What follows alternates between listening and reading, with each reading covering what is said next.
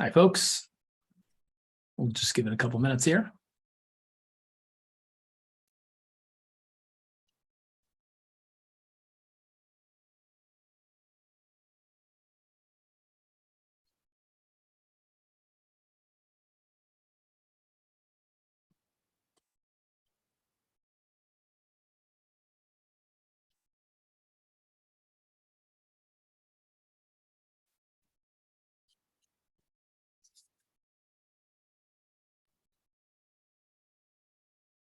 Just give it one more minute here as folks keep coming in.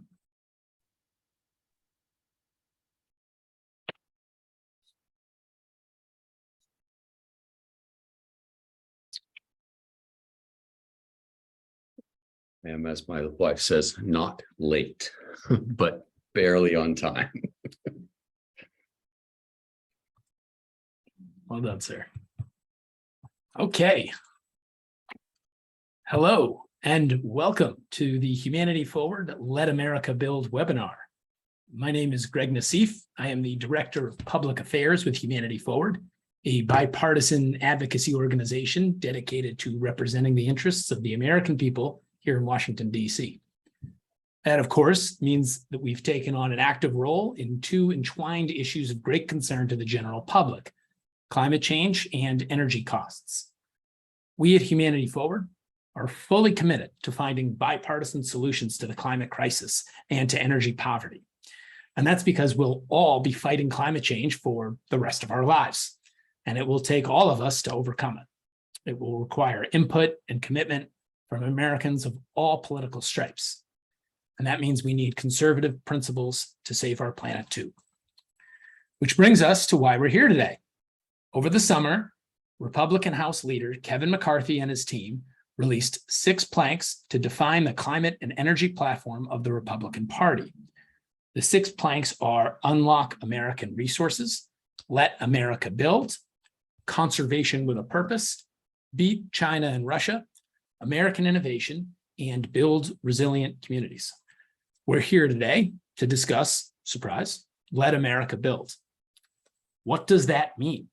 Why or what can't we build?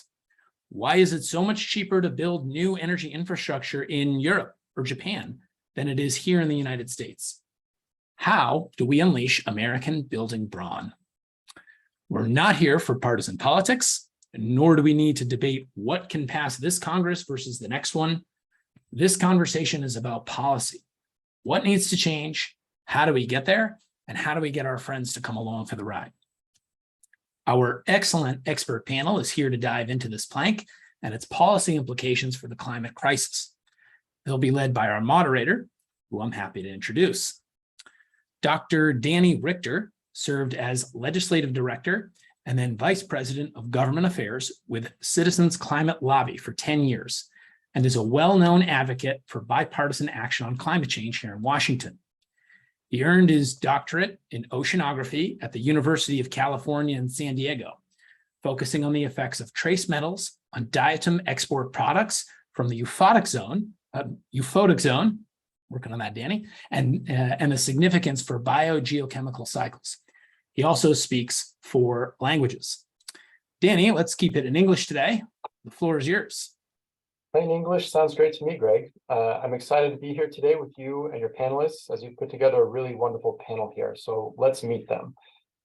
We have Alec Flint here today. He has been the executive director of the Alliance for Market Solutions since May of 2017. He previously served as a staff director for the United States Senate Committee on Energy and Natural Resources, the senior vice president of government affairs at the Nuclear Energy Institute, and is a member of President Trump's transition team. He also serves as executive director of the Climate Solutions Foundation. Quill Robinson is the vice president of advocacy at the American Conservation Coalition, or ACC. As an undergraduate at the University of Washington in Seattle, Quill gained experience working on political campaigns, interning in the United States Senate, and conducting research for a local free market think tank. After graduating in 2018, he studied and worked in Germany for a year as a fellow with the Congress Bundestag Youth Exchange for Young Professionals. As Government Affairs Director, he's excited to connect ACC students with their representatives in Washington and turn ACC's bold vision into real policy solutions. Devin Hartman is the Director of Energy and Environmental Policy at the R Street Institute. He leads a team that brings a pragmatic and analytically sound pro-market perspective to energy and environmental policy. He rejoined R Street in 2020 after serving as the president and CEO of the Electricity Consumers Resource Council, or ELCON. Before ELCON, Devin established R Street's electricity policy program in 2016 based on principles of market competition, consumer choice, and good governance. He has previously worked for the Federal Energy Regulatory Commission, or FERC, the Indiana Utility Regulatory Commission, and the U.S. Environmental Protection Agency, and various energy and environmental policy nonprofit organizations. We also have Alec Stapp, who is the co-founder and co-CEO of the Institute for Progress. Previously, Alec was the Director of Technology Policy at the Progressive Policy Institute, a research fellow at the International Center for Law and Economics, a technology policy fellow at the Niskanen Center, and a graduate research fellow at the Mercatus Center. Alec's work has been published in the MIT Technology Review, Politico, National Review, and Salon. He has also been cited in numerous publications, including the Washington Post, the Wall Street Journal, the Financial Times, and the New York Times. Welcome to you all. Very excited to have you here. So we're here today with some experts who have a lot to teach us about the questions Greg asked us to start off about, whether or not America can build, and why, as well as the politics that must be worked through to involve our entire body politic in the solutions to the long struggle against climate change. So let's begin our discussion with some brief opening thoughts from each of our panelists. I'll follow up with some individual questions to bring out each panelist's particular expertise, and then we'll open it up to questions from the audience towards the end of our time together. For those opening thoughts, let's go in the order I just introduced you all. So Alex, let's begin with you, and then we'll go to Quill, Devin, and Alec. Alex, take it away. Danny, it's always a pleasure to be with you and to be with all the other panelists. I spent the morning talking to policymakers about various energy and climate issues currently before the Congress. And what I'm struck by those conversations is that they frequently delve into the details of what our natural gas policy or our pipeline policy or our offshore wind policy or the things should be.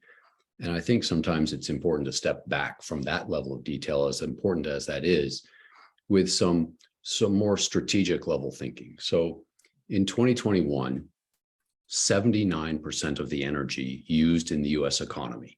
Now that's electricity, utilities, that's transportation, industrial, so total electricity, total energy consumption, 79% was from fossil fuels.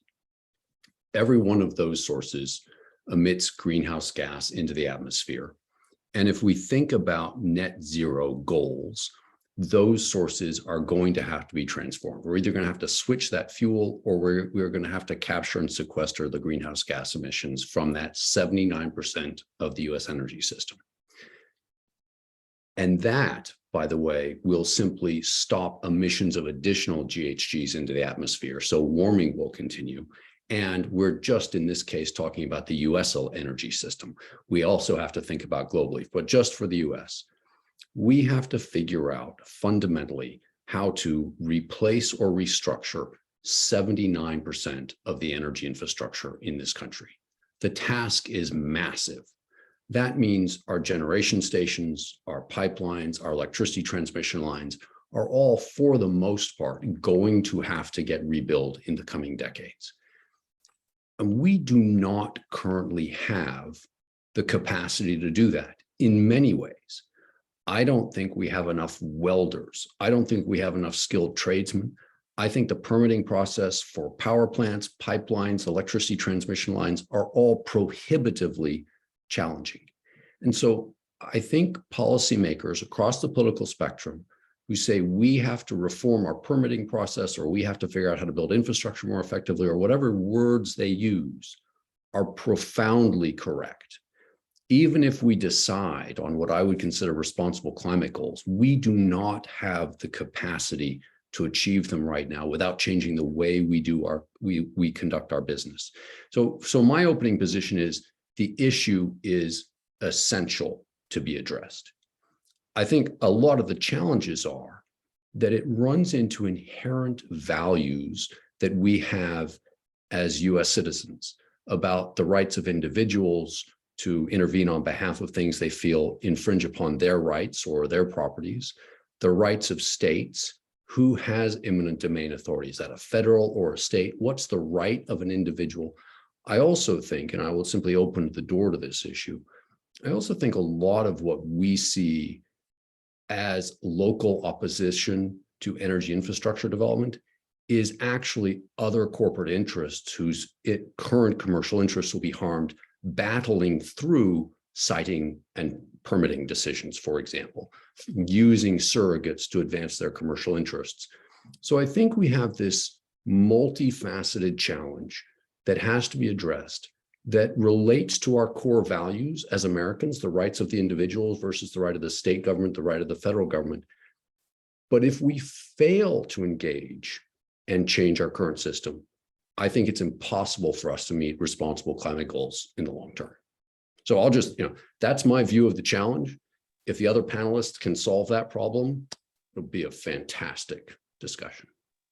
I agree, Alex. And just one clarification, if you could say again the year for that 79% stat, was that 2021 that you said? 2021. Right. Thank you for that clarification. Quill, you're up. Thanks, Danny. Pleasure to be with all of you today. So there are two big challenges. We're facing many challenges as Americans today and as a globe today, but two of the biggest challenges are climate change and energy security right now. We need to get on track to meet global net zero by 2050 to avoid the worst effects of climate change. And also, it's clear that the status quo, our current energy system here domestically, and also, particularly looking to Europe right now, is not working and is not providing affordable and reliable energy for all of those who need it. And so those are two massive challenges where I would say that the status quo is not sufficient. And I think that permitting reform is a big part of getting on a better and more sustainable track in both of those regards. My organization, the American Conservation Coalition, which I've been with since 2017, was founded with the idea of giving young conservatives a voice on environmental issues. And the reason for our creation was twofold. We felt that young people on the right of center were not being sufficiently given a voice on the issue of climate change, which we care a lot about, but also that there is sort of a lack of that iron sharpens iron dynamic that you need in policy discussions to really develop the best policy. And I think the environmental movement today was born long before I was born. And it came out of this need to stop rivers from catching on fire and to hold corporations accountable for polluting our air and our water. And that was a really needed purpose. That was very important. But today, the greatest environmental challenge that we're facing is climate change. And so what I'm seeing right now is a really scary challenge, in that it's going to take a lot to create the conditions for us to build the sufficient energy and transmission infrastructure in order to create more energy security and also address climate change. But it's also a really interesting opportunity because it's going to require us to shake up some of the past dynamics that have defined the environmental conversation. And so while it's scary, it's also exciting to me, because I think that there's an opportunity to create some coalitions behind this movement for permitting reform that haven't emerged before. I've, just in the last couple of months, I've had some really interesting conversations with folks who are dyed-in-the-wool progressives and hardcore free market conservatives who are recognizing that the status quo when it comes to our permitting system, that on average, a NEPA review takes 4.5 years, that it takes 5 years for an NRC review, that status quo is not working, and it's not going to get us to where we need to be around energy security and climate change. I think that there's a massive opportunity ahead of us right now. And so I hope in this conversation today, we can touch on some of the different policy areas that need to be addressed to change this status quo and make reaching our climate goals and energy security goals more attainable. And I think that there's a growing appetite for it.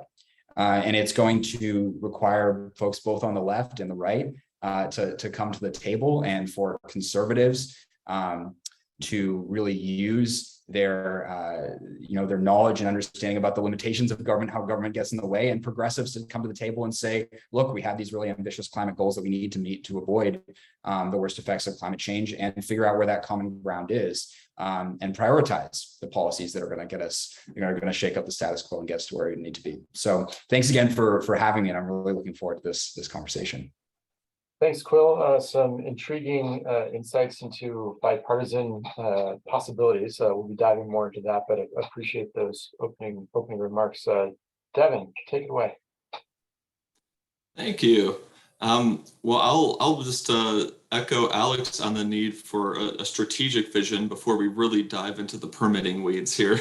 And then also to echo Quill here, we really need to reinvent the narrative a bit on this front, in many ways, focus on the outcomes that we want, and then really understanding the mechanisms that underlie our entire energy economy and affect environmental and drive environmental outcomes.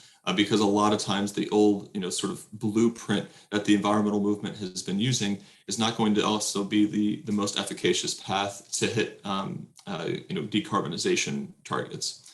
And the exciting thing also is that some of the best ways to reduce emissions in this country are also good for our economy.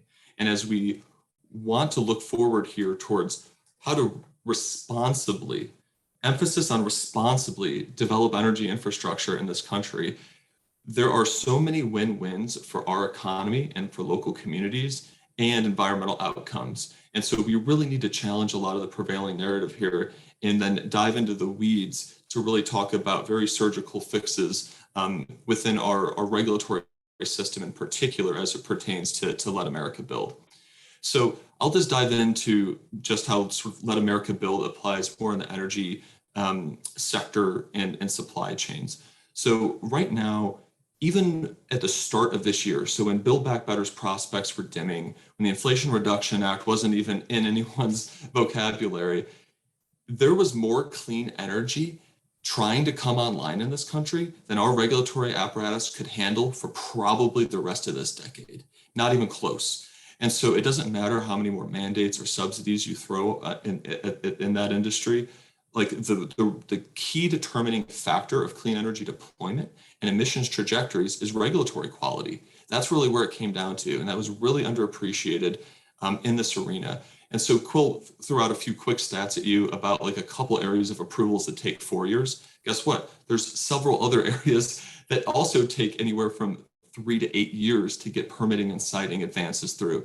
The grid interconnection process, which I'll talk about later, maybe one of the biggest ones, that's another one that takes an average of 4 years. So projects that would be efficiently from concept to online taking 2, 3, 4 years are oftentimes taking 8 to 10 years.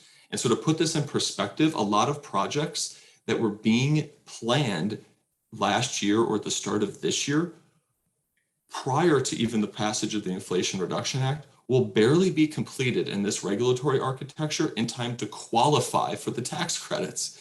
And so what does that say about the additionality and where our policy emphasis should be? And so the last part before we dig into the weeds that I'll emphasize is really challenging this narrative. I think that we need to talk about letting America build responsibly.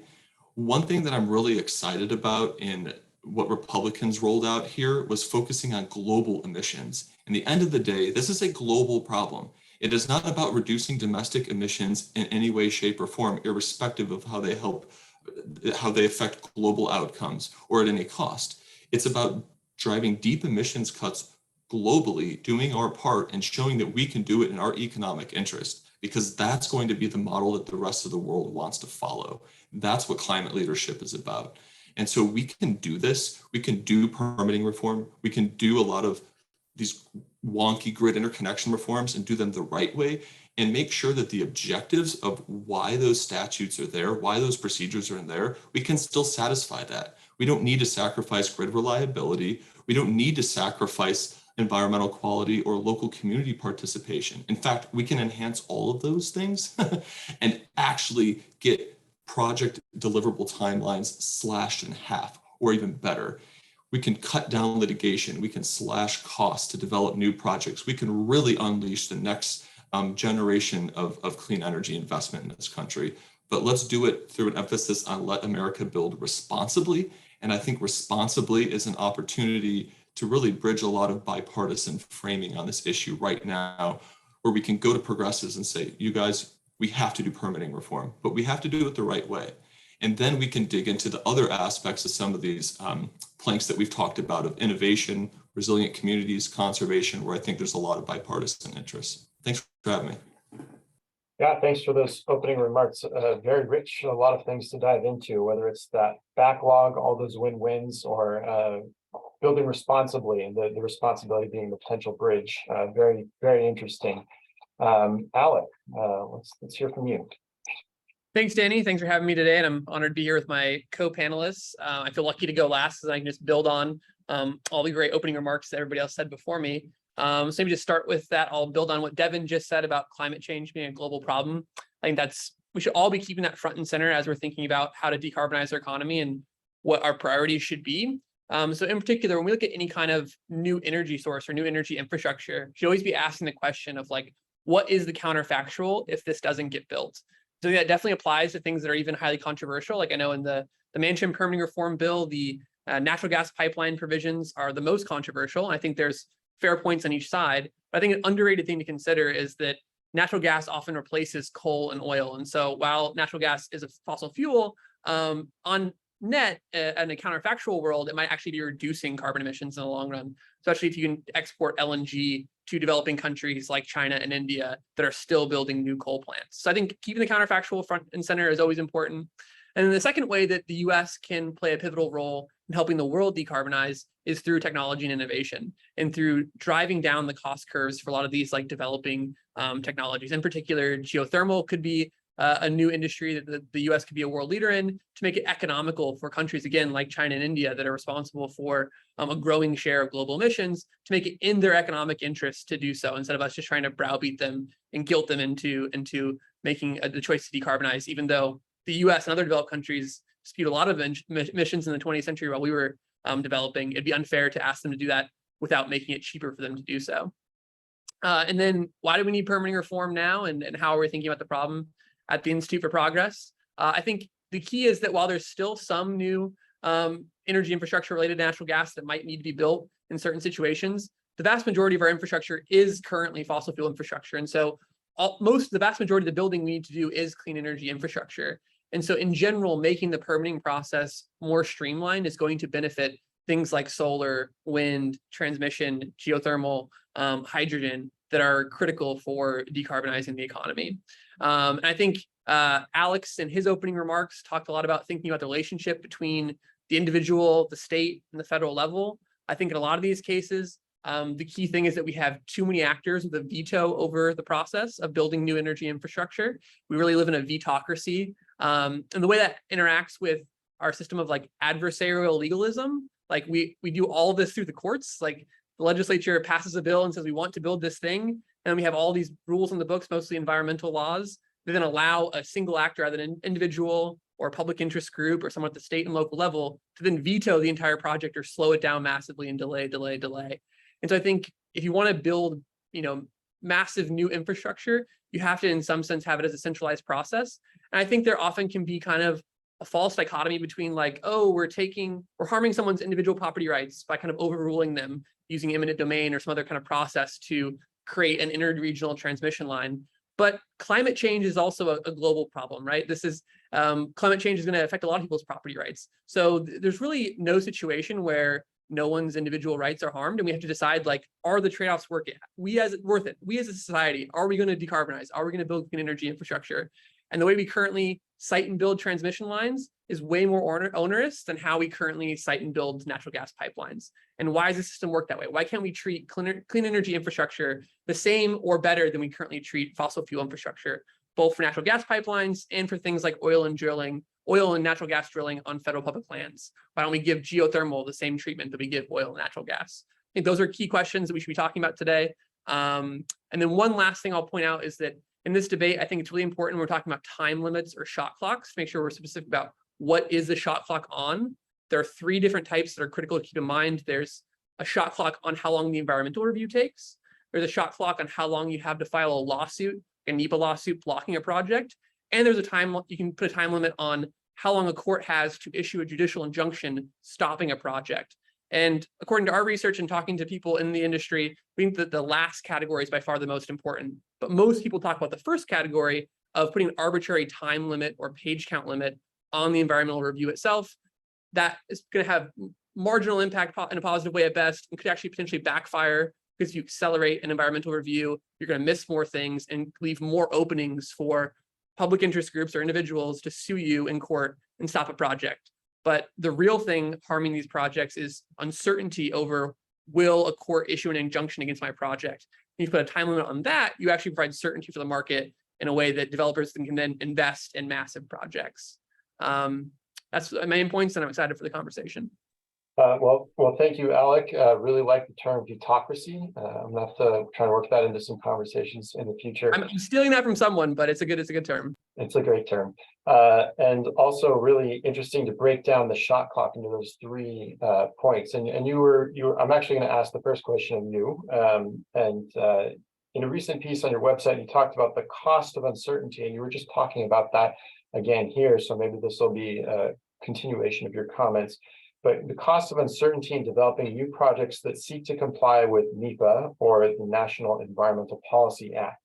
The Institute for Progress has talked about the ambiguity of the environmental impact statement. So could you talk about the cost of uncertainty and why it is so much more expensive to build in the United States than it is in other developed countries? Yeah, happy to. So I think when you look at European countries, many of which have much lower costs to build all types of infrastructure in their economies, a key difference is that they have public input, community input into the process, but it happens at the front end, and then an administrative agency in the government that's tasked with building the infrastructure hears the input and then decides we're going to build it. There's none of this ability to veto or indefinitely delay a project through the courts. Once the government decides administratively that this is what they want to do, they actually execute the project. And that kind of certainty aligns all the actors, both private industry and public actors, of what the mission is, what the project will look like, and how it's going to be completed. And that allows you to get practice and build more energy, more infrastructure. And then over time, the more you build, the more you can learn by doing and drive down your costs and have practice. Part of the reason it's so expensive to build infrastructure in this country is because we don't do it that often anymore. And each project is kind of bespoke. And so we're not actually learning how to do things in a copy paste kind of manner.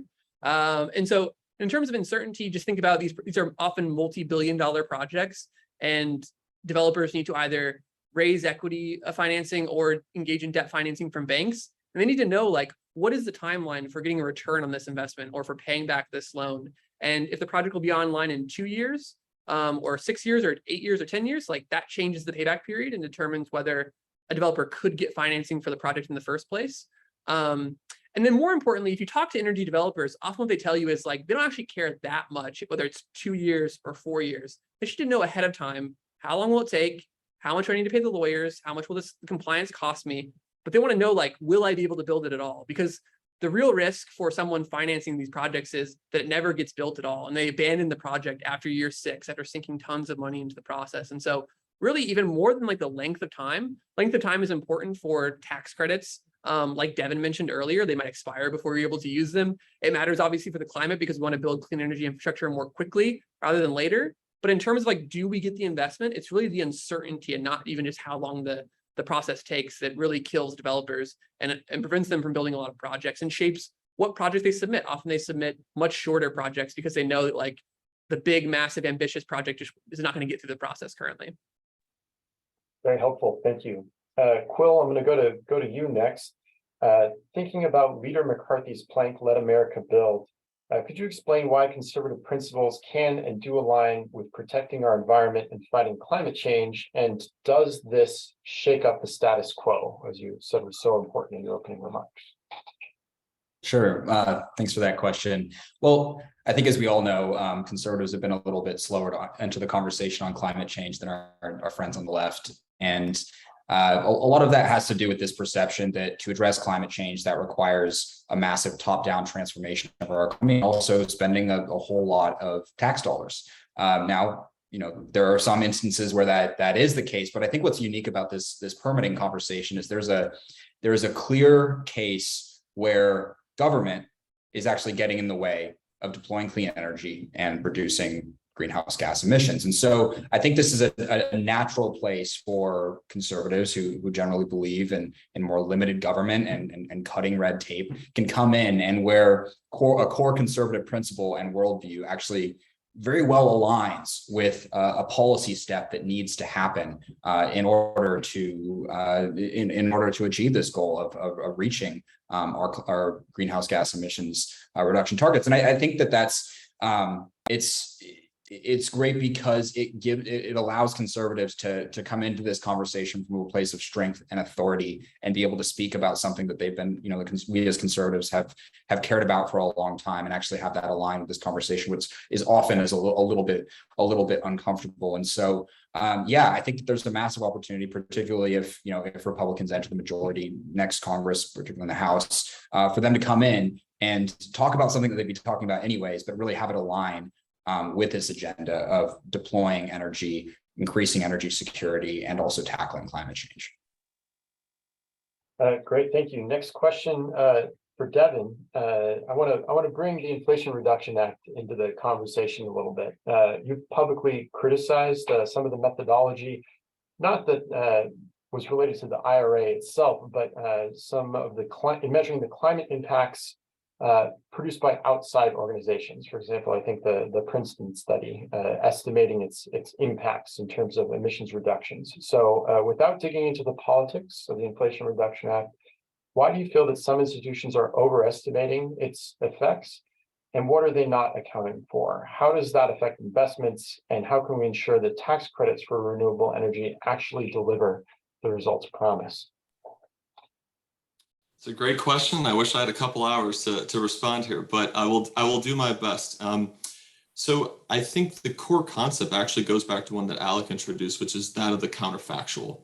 So typically the way that these modeling estimates work is they just kind of assume that markets are agnostic, and they're just going to assume that agnostic of the environmental impact and reputation of technologies, and they're just going to select the least cost technology that satisfies a certain criteria that they build into a model. Well, that's not what we see in the real world, but so they're actually not modeling what motivates private capital markets. But I think maybe as importantly and more relevant to today's conversation is they're also not modeling what really constrains private capital markets. So when you go to developers and you say, hey, what do you think of these modeling exercises that some of these groups have done? They kind of just shrug and say, roll their eyes. I mean, it's a common practice. You can almost set your watch to it. These modeling exercises are influencing policymakers, but they're not even being used by the investment community to really guide much, because everyone knows that they're not realistic of conditions on the ground. Now, modeling these conditions on the ground is difficult, and modeling exercises are extremely important to inform public policy decisions moving forward, but they have to model reality.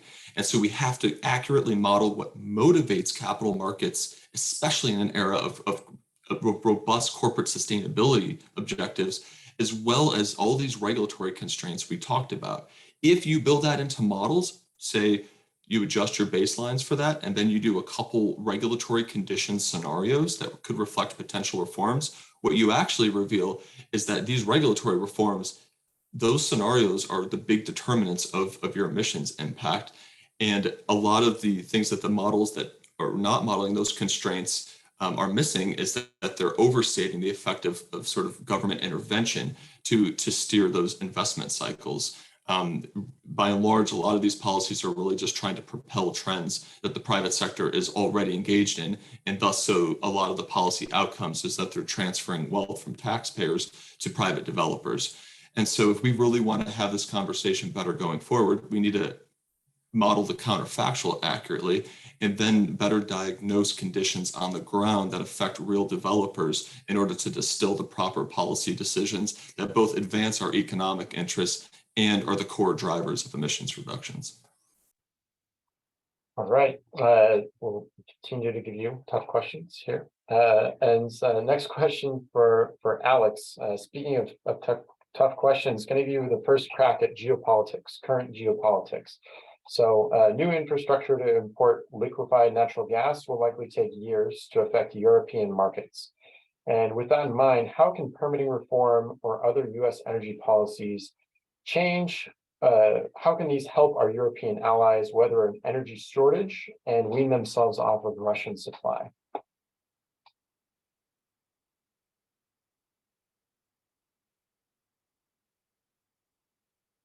I fear that Europe, particularly some markets, is in for a really grim winter. I think people are going to freeze to death in Europe this year, or at least there's a decent chance that some of them will. And I'm worried that it may not just be a price challenge in Europe, but there also may just be fundamentally not enough energy for Europe this winter.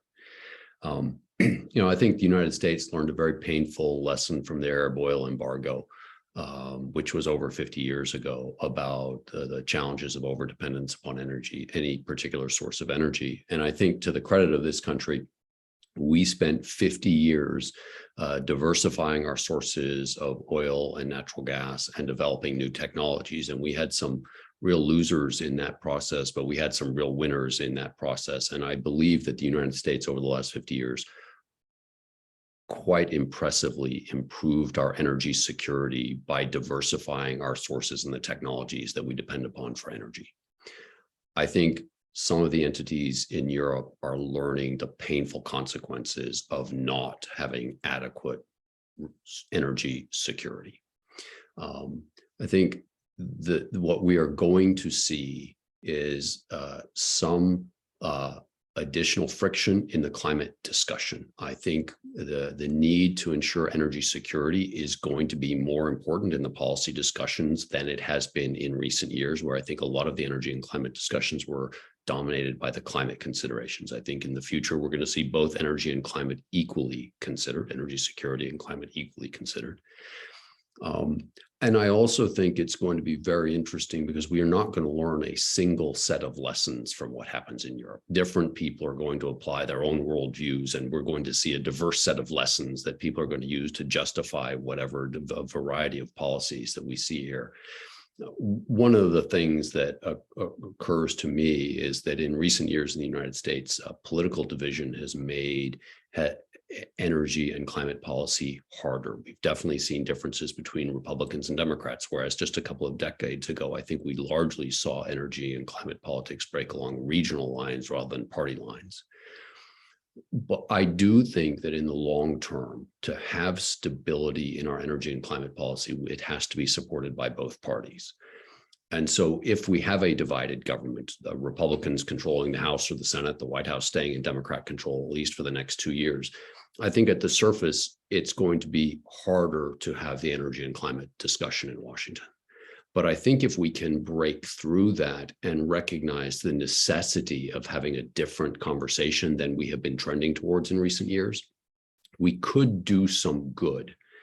Having learned from the energy security lessons, as diverse as those lessons will be, that we learned from Europe this winter, as we begin to recognize that the Paris Agreement limitations, I think, are beginning to reach the end of what countries are willing to commit to in accordance with the Paris Agreement. So climate is getting harder and harder through that mechanism, and that the parties are going to have to come up with policies that they both can support, at least some from each party, because the markets, if we're going to revamp 79–80% of our energy infrastructure, that's a multi-decade process. We have to have political stability in the regulatory framework for that. So I think on the one hand, we're in for a very difficult learning years. On the other hand, I think there's an opportunity for this realism that is confronting us to do us some good through the balance of this decade and into the next decade. All right, thanks for fielding that one. Some real tough perspectives, not pleasant to contemplate, but necessary, I think.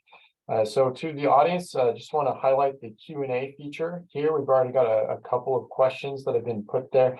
I'm going to ask maybe a couple more questions here, and then I'm excited to get to your questions. So for all of those viewing the webinar, please put your questions in the Q&A function, not the chat, and I'll get to those in a moment.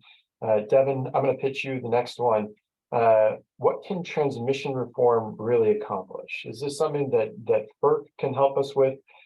should the agency that oversees all stages of transmission line construction, oversee all stages of transmission line construction as it does with pipelines? So what's your perspective there? Yeah, transmission reform is huge. So most of the conversation earlier was actually just referring to the generation approvals that are required. Transmission is equally dense and important in the big conversation. And actually, back to the Princeton study that you referenced earlier, one of the follow-ups to the analysis they did was revealing of the transmission constraints on the system. And so for our audience, our transmission system gets congested the same way that a highway would. The current conditions are that there's technologies that can probably let us cut that congestion in half or more today, but the regulatory system actually discourages the owners of those transmission systems from investing in it.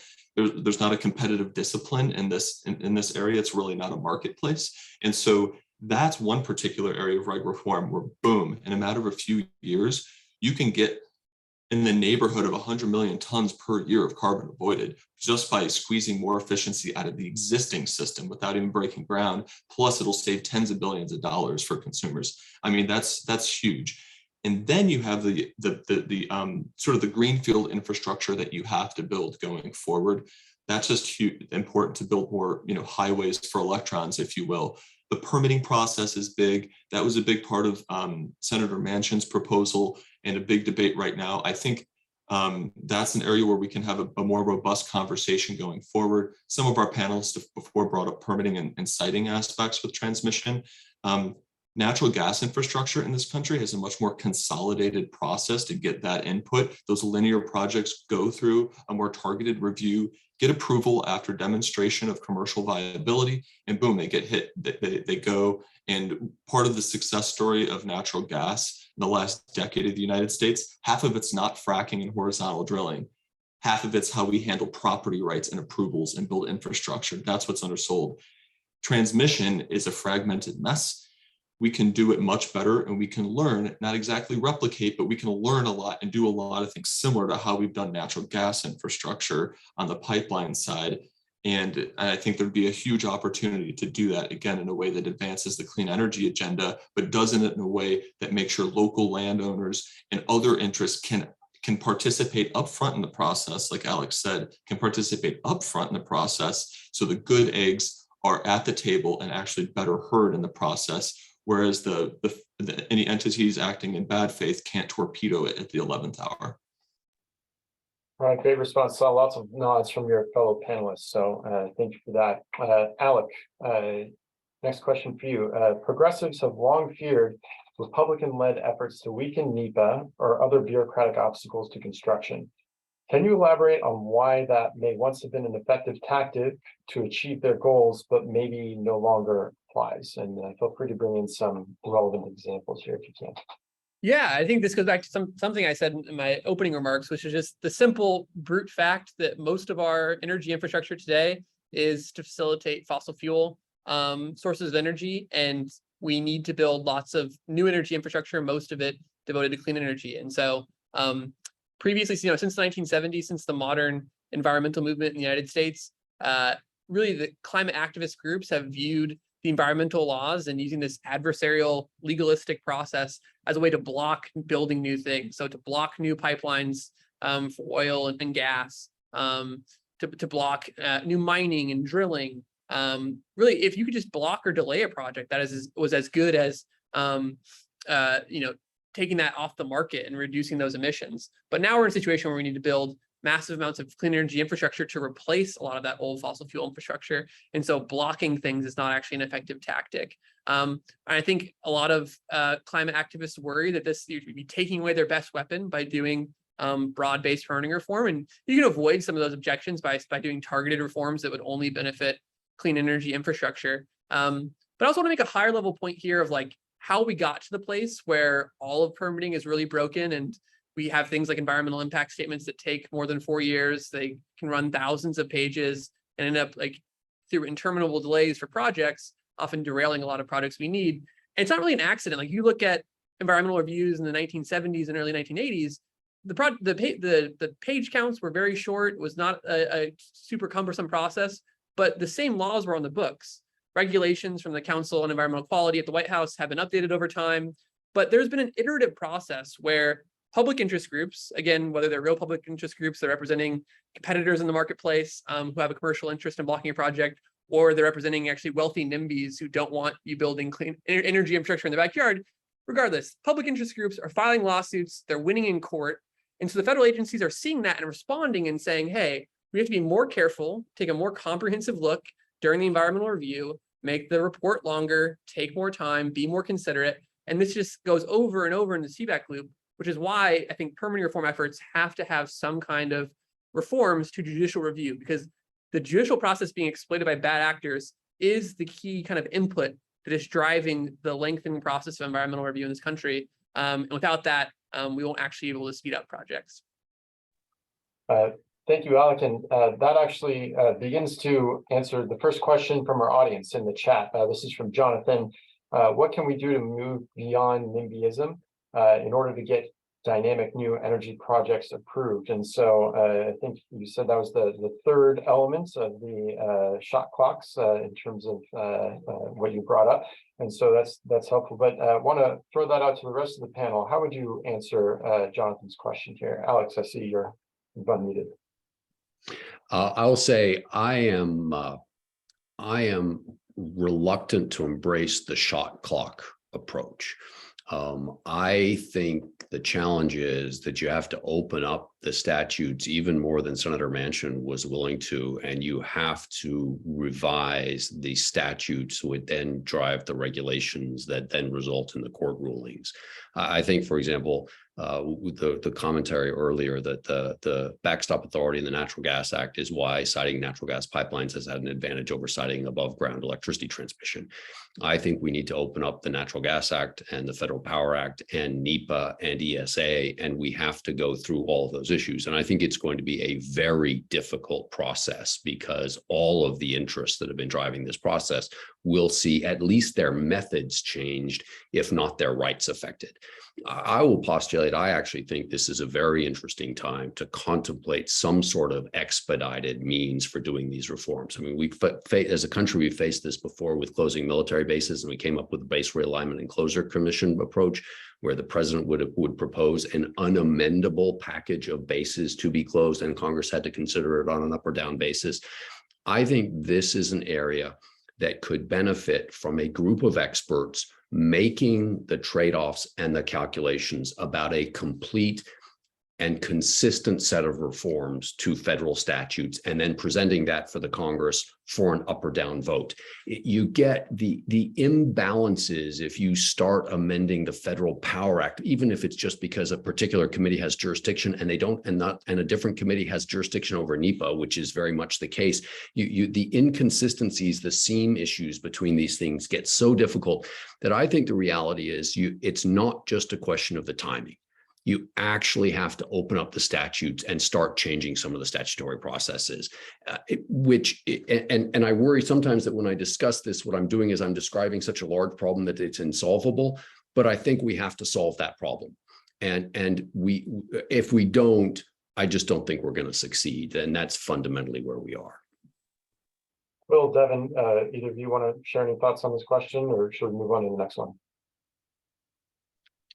Happy to talk about a little bit broader, like on the cultural perspective there. I think that there needs to be a recognition that there are legitimate trade-offs with a lot of these projects. I wouldn't raise my hand and say I want a high voltage power line over my apartment building, right?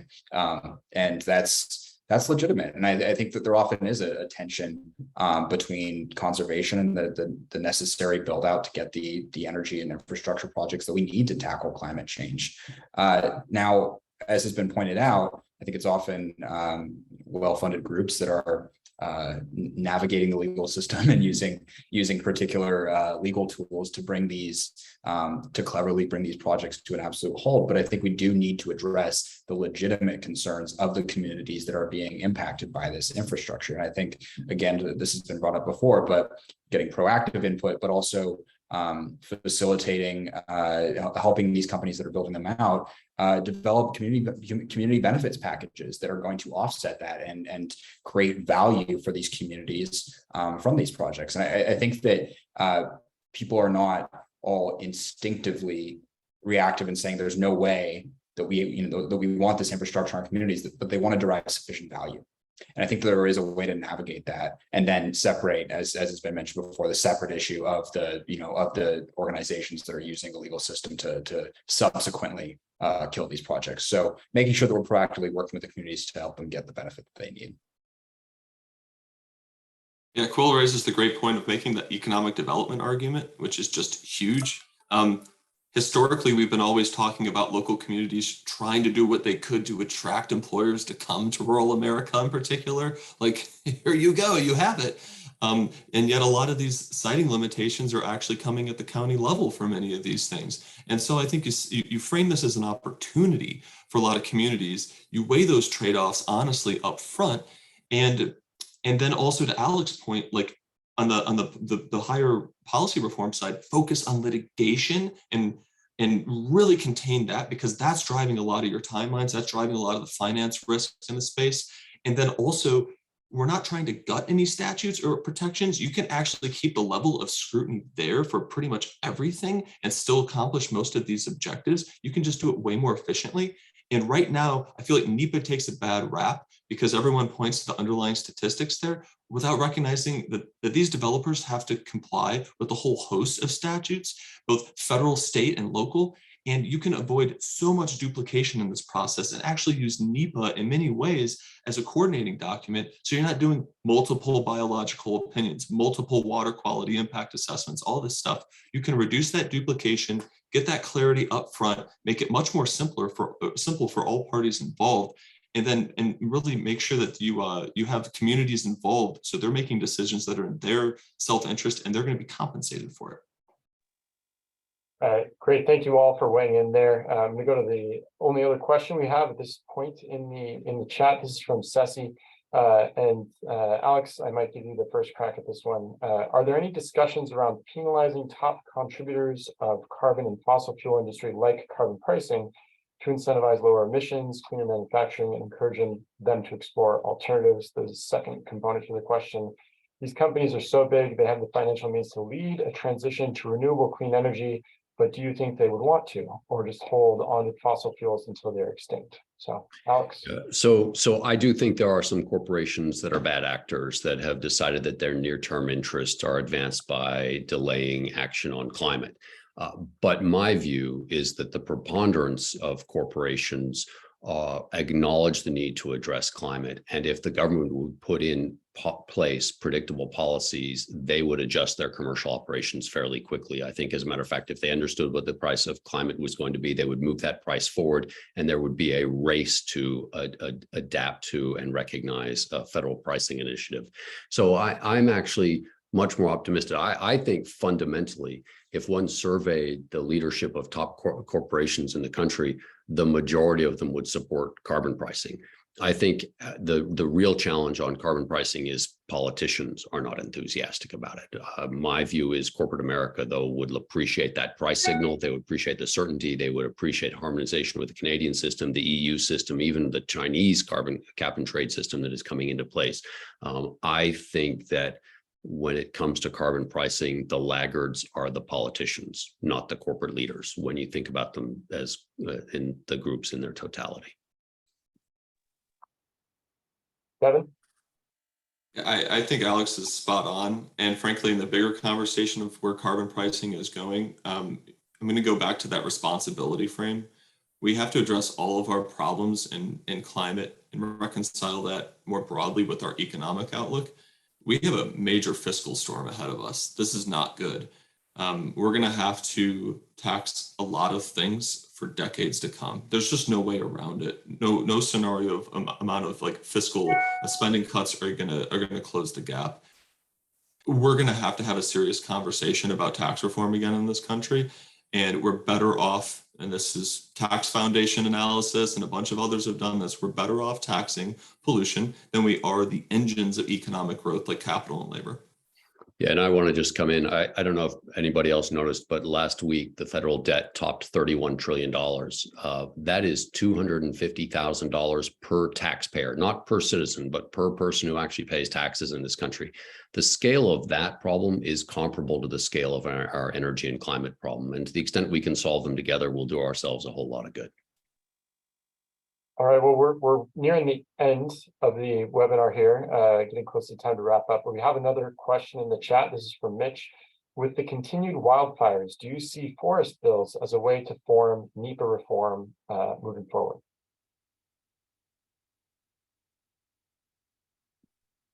Yeah, I'm glad that that was brought up. Natural climate solutions, so policies that enhance ecosystems' ability to sequester carbon dioxide, but also build resilience to climate change has been a major focus of ACC's. And actually, I think it's one of the areas where you have many examples of how government regulation has actually gotten in the way of enacting common sense policies. I mean, just to put this in perspective, it was in 2021 that the greenhouse gas emissions from wildfires in California were greater than the emissions from the fossil fuel sector in that state. And so there's actually not only is reforming some of the regulations that are preventing active forest management, clearing that brush in forests and that sort of thing. Not only is it good policy, it can make a major impact in terms of reducing emissions. It's also good politics as well. We found in polling that time and again, natural climate solutions really bring Americans together. And to that point, there was actually a bill called the Sabro Sequois Act this year that got bipartisan support. And was led by some pretty strong conservatives and pretty strong progressives. And so it's a little bit, this is a little bit aside of the energy conversation and transmission conversation that we're happening, but there's definitely a tie-in when it comes to permitting reform. And in terms of, focusing on reducing global greenhouse gas emissions and keeping these ecosystems healthy, I think it's definitely an area that should be focused on and has a lot of political potential and could be one of the earlier places that we see something get done. Yeah, I'll just make 2 quick points here. One, as I was doing research on NEPA and environmental review processes, one of the craziest stories I came across was that controlled burns have to go through environmental review as well. And there was a case where the environmental review on a controlled burn took so long that the forest where the controlled burn was going to happen actually had a wildfire and burned down completely. And so there's a direct example of environmental review actually harming the environment in the long run and getting a worse outcome. And then second, also think it's important to always remember there's large amounts of heterogeneity across federal agencies in terms of how they conduct environmental reviews. As part of our research, we talked to some geothermal energy developers, and they mentioned that they basically completely given up on the U.S. Forest Service in terms of trying to do geothermal projects on U.S. Forest Service land because the agency takes so long and it's so tough to work with. And so even though they don't love the Bureau of Land Management as a partner and think there's a lot of reform and they need added capacity and staffing at BLM, it's even worse in other agencies. And so I think just recognizing that some agencies are doing better than others and maybe have best practices to share, or maybe they do categorical exclusions better and those can be copied across agencies. That's a key part of the debate that's often under discussed.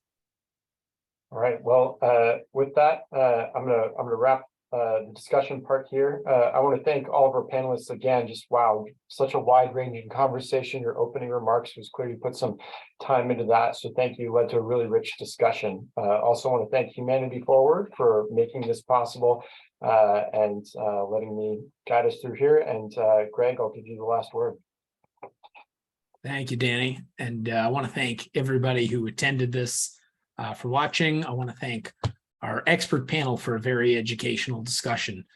And a special thanks, of course, to you again, Danny, our moderator, Dr. Danny Richter. I also want to encourage everybody to stay in the discussion, to seek out those with whom you may disagree on climate change issues, and have those good faith conversations that will help us find new ways to meet or beat our atmospheric goals. So as we say, let America build, we also say, let America talk. We at Humanity Forward will always be willing to host or lead discussion on these critical issues. We'll be posting a recording of this webinar on social media, and we'll send a follow-up email to our attendees as well to ask for your feedback and to gauge interest in holding more of these educational webinars. I know I found it very helpful. I hope you did too. We'll also include a link so you can donate to support Humanity Forward's work. Thank you all and have a wonderful rest of your week. Thank you.